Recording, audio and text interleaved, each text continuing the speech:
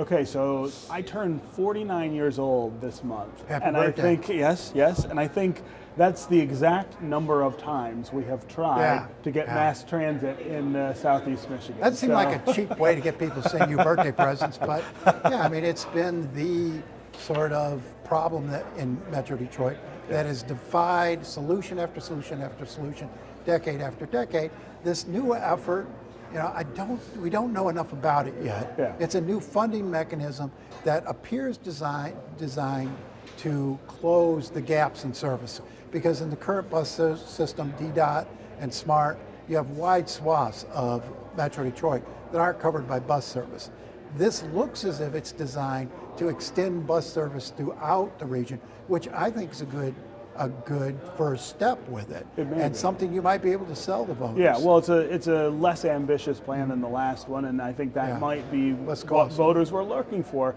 Voters seemed confused, I think, last time by all of the different things that this was going to do, and they were looking through the plan saying, well, that won't benefit me, that won't benefit me, and saying, I can't support it. I think here, you still have to make the case that this is about making sure that people who need transit, public transit, have it, and everybody is not going to get something out of it, but you're also not asking for nearly as much. And that's the key, I think.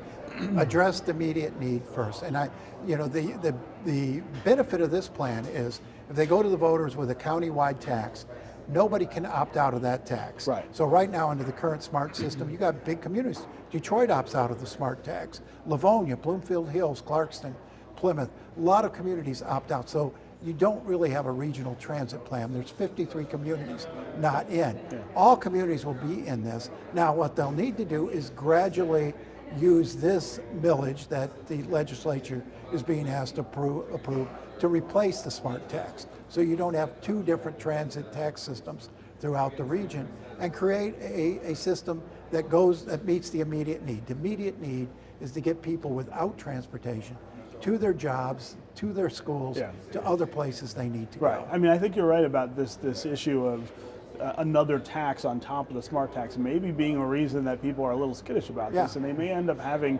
to put some things in place that make it okay for people to back out of the SMART tax and maintain the service, right? Yeah. But ultimately, you still need this bigger conversation about transit and what we can do, and the things that other communities have that we don't, that we still wouldn't after this, are things that hold us back. And things like bus rapid transit or rail, being able to get from the airport to different places on easy public transit. And we don't have any of that stuff. But there is not yet a mass transit culture in this town. There is. I mean, it's largely because there hasn't been mass transit.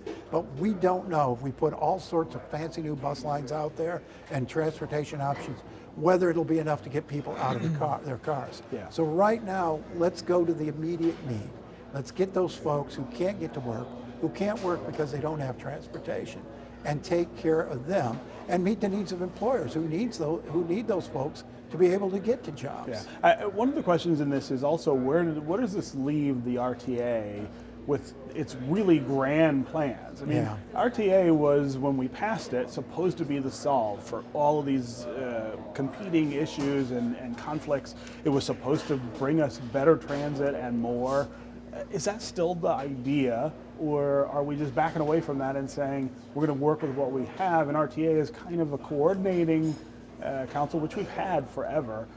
We've had transit coordinating. Well, if you listen to Duggan at that press conference the other day, you listen to Evans, it sounded like they backed off that and just want to sort of close the gaps and improve service with what they have now before they go out with the grand plans. Now, the key factor here, one of the key factors, Macomb's out. Macomb's not participating. Mark Hackel, I talked to him the other day, he said, look, SMART serves us well. It connects all of our communities, and all of our communities are participating. Macomb's the only county with 100% participation. Right. Now, the problem how well in Macomb is can you get to other places? And that's it. And the truth in this region is that lots of people live in Macomb or Oakland or Wayne, and they work somewhere else. And if you live in Mount Clemens and work in Livonia or work in Southfield, it's really hard to get around.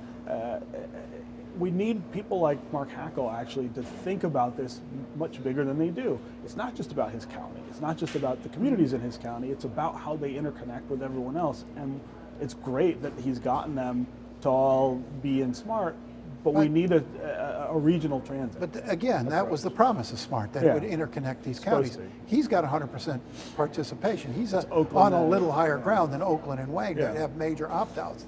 So again, if you can make SMART work as a regional transportation system, close the gaps, put more routes out there, put more buses out there, gradually you may attract middle-class consumers or commuters to use the buses. Right now they don't use the buses. 90% of the people in this region never get on a bus. So my solution to all of this is to pave over most of the freeways.